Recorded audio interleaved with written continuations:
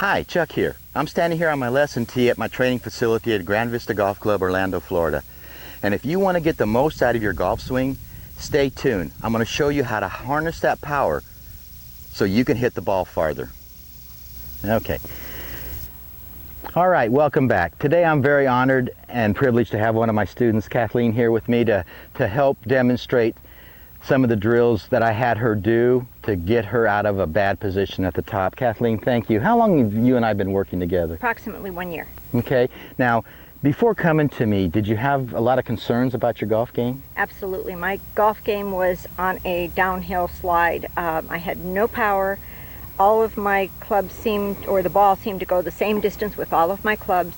And I have a back issue, and I tried to play golf. I'd go home, I'd be in terrible pain. Since taking my lessons and you helping me get rid of all these bad things, now I can play golf and have absolutely no pain. So it's a new lease on golf. Well, that's incredible. Thank you. That's a great endorsement, huh? There we go. All right. Now, when we look at what happens, guys, from setup to top of backswing, that is where we create our power. That's where we want to harness all of that energy to release it on the back of the golf ball. So when we look at power leaks, okay, there's several, and there's all kinds of power leaks, but let me just demonstrate maybe the three major ones. The first might be what I refer to as a sway, and this again is where most people think that they are turning, but absolutely they're not. The second one might be a reverse pivot. Now this puts stress on my back. Another one might be the lower body just very active, and as you can see here, I've got no tension at all. Well, you can't see it, I can feel it, there's no tension. And what we want to do is create tension. That's the only time I want you to have tension in the backswing is at the top of the swing. So when you address the golf ball, I want you to feel like you're cooked spaghetti. But when you move the club to the top, this is where I want you to feel like you are a rubber band and you are stretched out to the max. And you're ready to unleash all that power and energy to the back of that golf ball and drive it out there and create more distance. So what we're going to do is we're going to look at a video of Kathleen in the beginning of our sessions, and we're going to look at what her power leak might be, and then she's going to come back in and demonstrate a few of the drills that I asked her to do to help fix what she was doing. Stay tuned.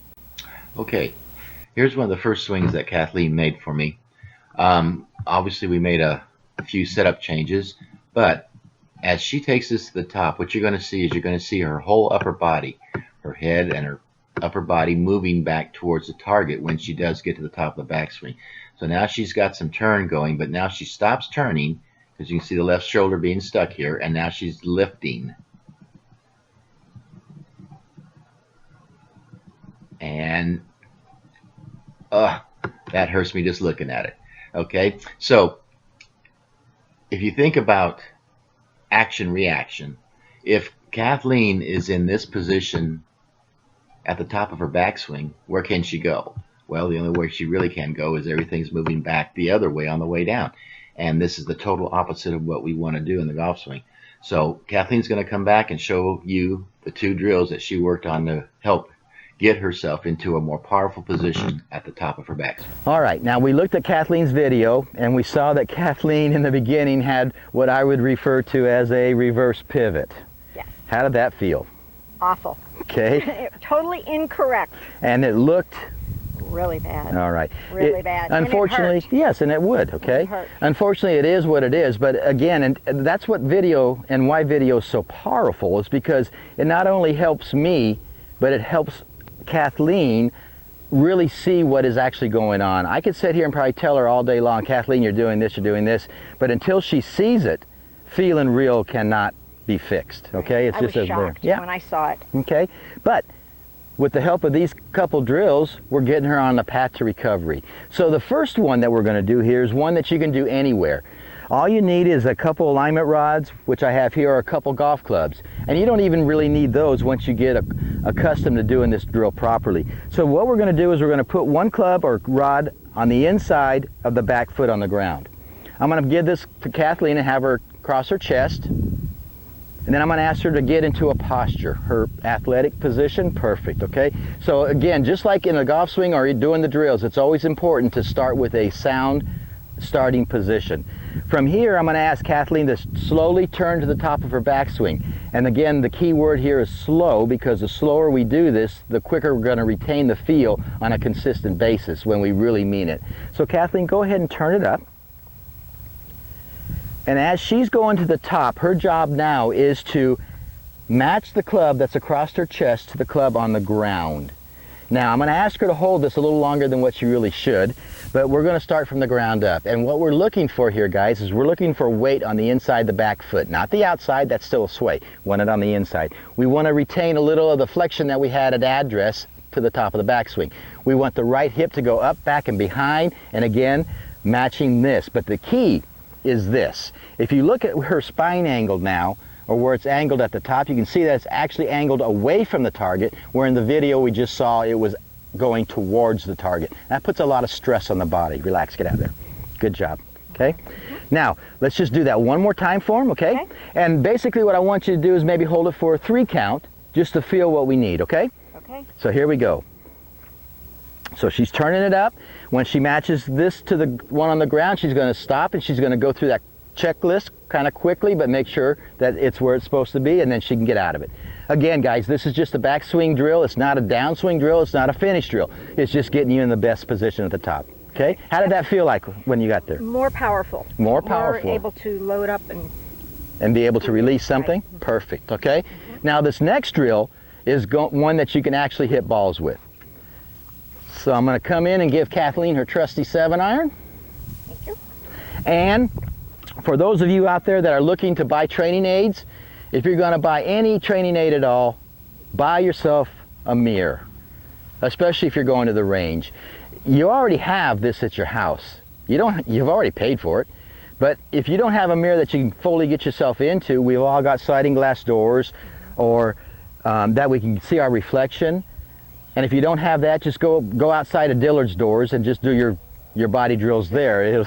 It'll help you, and people will start to ask you questions too. But I'm going to place this mirror down on the ground here in front of Kathleen. Can you see yourself in the mirror, Kathleen? Okay, perfect. Now, I'm going to ask Kathleen to demonstrate this before we add the golf ball first. And again, I call this my stop and go drill. So Kathleen, assume a great starting position. Really good, okay? Now from here, again, the key word is slowly move it to the top, because when she's going to the top, she wants to feel the weight moving to the inside the back foot. She wants to feel the same knee flexion or close to it that she had at address. Her right hip has gone up, back, and behind, and she is feeling that she is more behind this golf ball. And when she is there, and she can verify that through the mirror. Can you see yourself? Yes. Can you see how your back is angled this way now, right? Perfect. When she's there, she can go to her finish, and perfect. Okay, now we're going to introduce golf ball. Now this is where we have to be a little bit more deliberate, okay, and think about what we're doing, because I'm like you, we get over the golf ball and we think hit ball. But doing this drill, we have to pause at the top, okay? So we're going to set up to the golf ball, again in a great starting position. From here, she's going to slowly move it to the top, feeling what she needs to feel, and through the mirror, she's going to verify that she's there. And if she's there, she can go. Oh, Yay. really nice. Yay. Awesome. Good. Okay? Felt good. I'll take those. All right. So, Kathleen, I just want to thank you for coming out here and allowing me to have you help some of our other golfers out here get better, I okay? appreciate the whole year of lessons, Chuck. It's been phenomenal. You've brought me back to playing good golf. My swing is much improved with no back pain. It's been a joy. It really has, and the rewards are now coming to fruition. It's wonderful. Well, I thank you for allowing me to help you with your Thank game, you so okay? much. So just like in the past, guys, if you have any questions or comments about this particular drill or something that's actually going on in your own game, hit my email button down below, and I'll get back to you as quick as I can. And again, as always, until next time, happy golfing. Wave bye to the camera. Bye.